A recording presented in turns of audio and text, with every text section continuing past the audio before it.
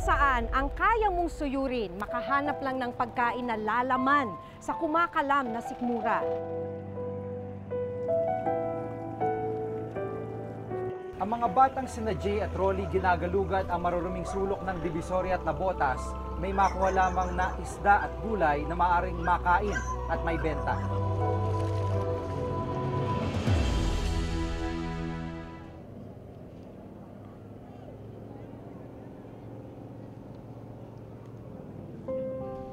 Alas 6 ng umaga, naabutan naming papalaot sina Rolly, Jeffrey at JR. Gamit nilang kawag-kawag o balsang gawa sa styrofoam. Grabe rin yung diskarte ng mga batang to. Nakikita nyo yung pangsagwan nila ay kapirasong plywood lang at saka yung mismo mga braso, kamay nilang ginagamit. Gaano katagal na kayong nagaganyan? Tagal na rin po. Tagal na? 3 taon. 3 taon na? Sige, maliliit pa kayo na magsimula kayo dyan. Ang malalaking bangka o fishing vessel na magdamag na ng isda sa laot ang pakay ng mga bata. Dito manghihingi sila ng mga isdang naiwan sa lambat matapos hanguin at pagpilian. Ito yung mga bangka na pangisda na pinupuntahan nitong sina JR, Jeffrey at Rolly para lamang may abot yung kanilang balde at sa gayon ay makahingi sila ng huli. Itong mga mangisdang ito, yung iba dito ay maaari nilang ibenta at yung iba naman ay ginagawa nilang pangulam sa maghapon. Di ba pag malakas yung alon, mahirap? Mahirap din. Paano ginagawa nyo? Hindi na rin po kami lumalaot.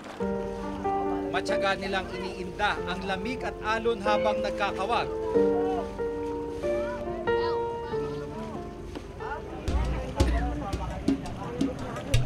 Pagdating sa unang fishing vessel,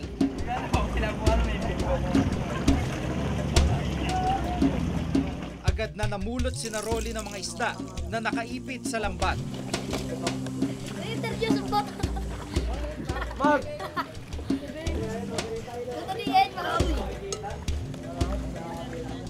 Tumulong na rin sila sa pagpagpag ng lambat para mas maraming maipong isda.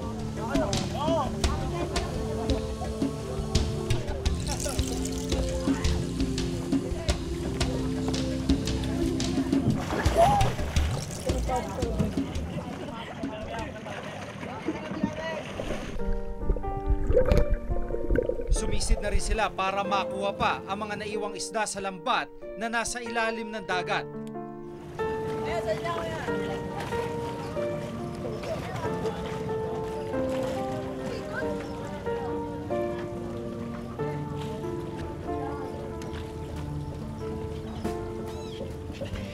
Ano nakuha nyo ngayon? Tunsoy po. Ha? Tunsoy. Tunsoy? Apo. Marami ba? Konti. Konti na po. Ngayon, saan kayo pupunta ngayon? Sa kabilang bangka. Kakaunti pa lang ang nahingi nila kaya kailangan lumipat sa ibang bangka. Gaano katagal kayo nagpapalutang-lutang bago makapuno dyan sa balde nyo? Maghapon? Maghapon? Anong sabi sa inyo pag lumalapit kayo sa mga nangingisda? Anong sabi sa inyo? Bibigyan po kami. Binibigyan naman kayo, alam na binibigyan kayo, hindi kayo pinapaalis. 6 na magkakapatid sina Rolly, siya ang pangalawa. Pero nag-asawa na ang kanyang panganay na kapatid kaya si Rolly na ang inaasahan ng kanyang magulang. Tumigil na rin siya sa pag-aaral. Ngayong araw, wala pang kita ang kanyang amang nanguhuli naman ng alimasag. Kaya mga maiuwi niyang isda ang inaasahan ng kanyang pamilya. Ito rin ang dahilan ni na Jeffrey at JR kaya hindi sila tumitigil sa pamumulot ng isda, gaano man ito kahirap.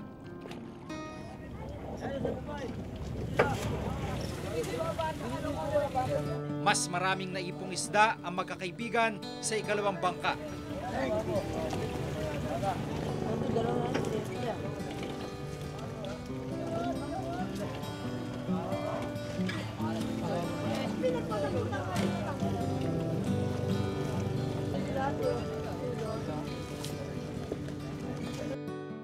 Matyaga silang nag-abang sa pagdating ng pangatlong fishing vessel.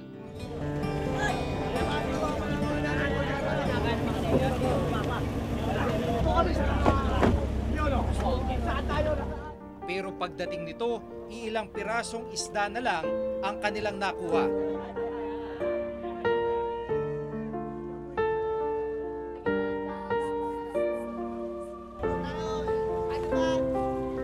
Nakarami ba kayo? May ibebenta mo ba yan? Hindi, pangulang ko na lang. Bakit hindi pwedeng mabenta? Hindi, alam ko na lang po ba. Wala po kami ulam. Talaga, samahan niyo. Matapos ang 5 oras sa laot, umuwi na magkakaibigan.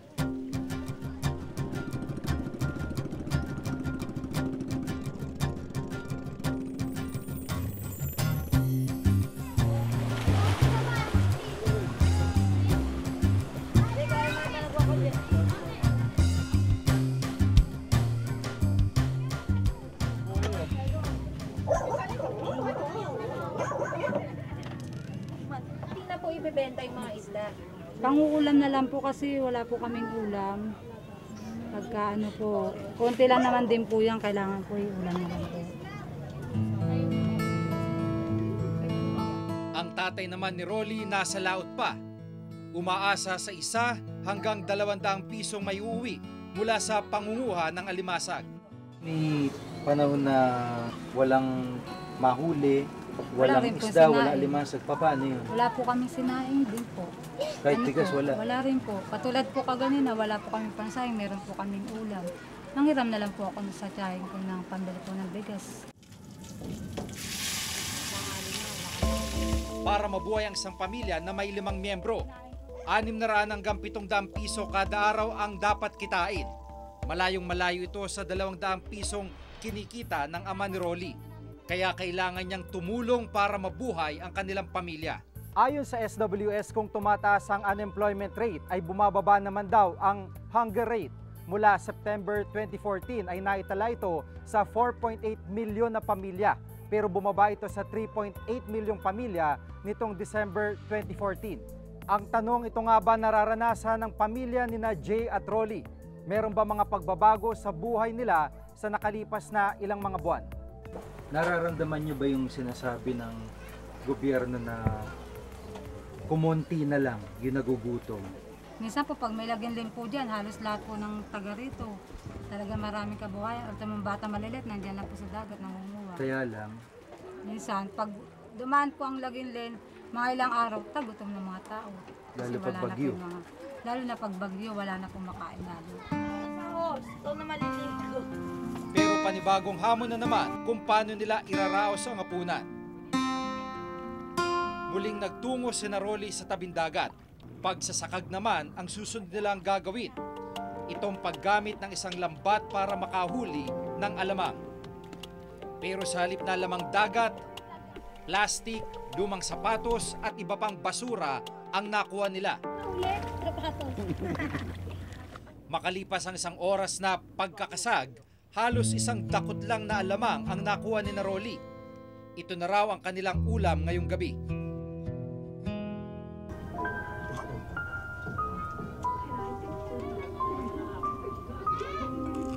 Ito po yung ulam namin na hinuli po ng anak ko.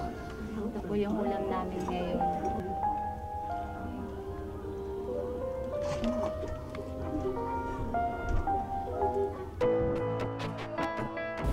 Nagsaktan kami, ang buhat namin, nabibigatan kami. Ano mangyayari kapag hindi ka Kapag hindi ka tumulong? Wala sa pera. Binuto kami.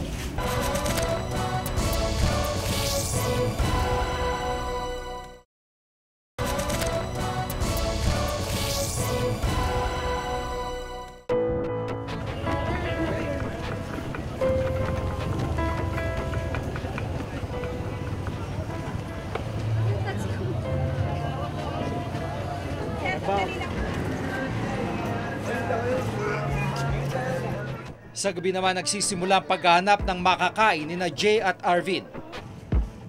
Pakay naman nila mga itinapong gulay na mga tindera sa Divisoria.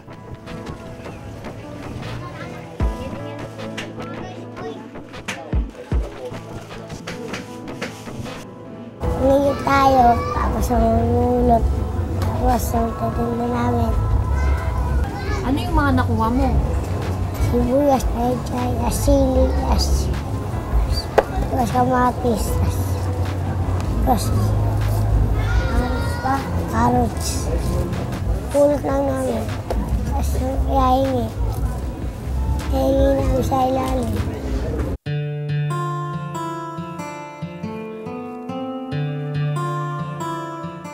Ang basura para sa iba, pantawid gutom naman ni na Jay.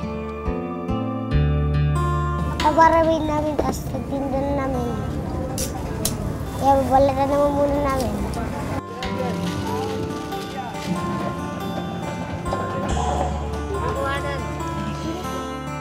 Minsan para maraming mahingi, tumutulong na rin sila sa pagbubuhat ng gulay ng mga nagtitinda.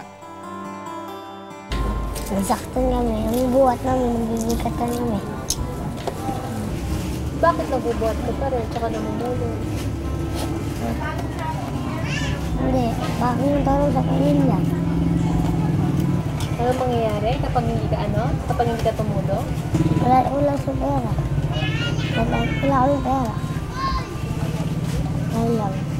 Pagka walang pera, Tumutong kami. Alas 2 na madaling araw, kaya mga bata naglatag ng karton at umidlip muna. Nanto kami dito, kami ang tulog. Kuha kaming karton. Asang uwian na mundo na kami bahay. Kakain na kami. Tapos, lalagan na ako, wasap na ako. Tapos,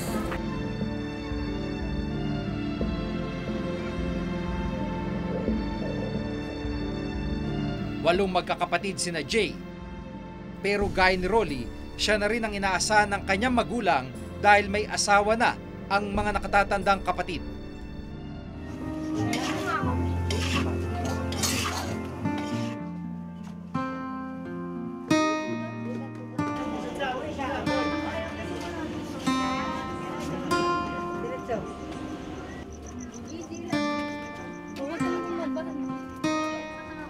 Pagkakargador ang trabaho ng ama ni Jay na si Dondon. Ang kita niya kada araw, 200 hanggang 300 piso. Wala naman daw siyang mahanap na ibang trabaho. Dapat pagtingin natin sa isang pamilya at yung kanyang kita, isang unit. No?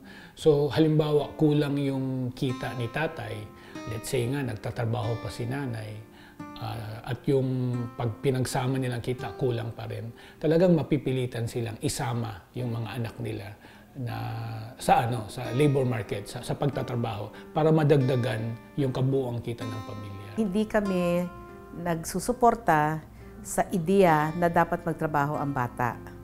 Ang aming layunin at ginagawa, panatiliin ng bata sa eskwelahan at panatiliing malusog. Yan yung sa Pantawid, Pamilyang Pilipino Program. So wala kami programa para tulungan ang bata magtrabaho. Sa pinakahuling survey ng Social Weather Station o SWS, tumaas ang unemployment rate sa bansa. Mula 10.4 milyon na Pilipino noong September 2014, umakyat ito sa 12.4 milyon noong December 2014. Bakit sa kabila ng paglago ng ekonomiya, tila hindi naman ito ramdam ng mga nagsisikap na mahihirap?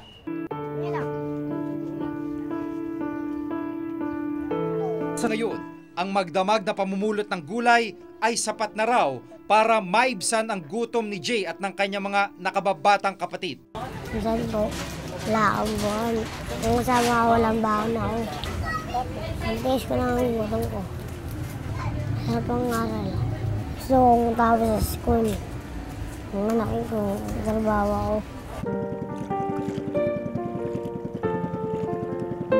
Samantala, si Rolly muling lumaot para muling mairaos ang isang buong araw. Wala pang laman ang kanyang tiyan ng umagang yun, pero ang importante raw, malamnan ang sikmura ng kanyang pamilya.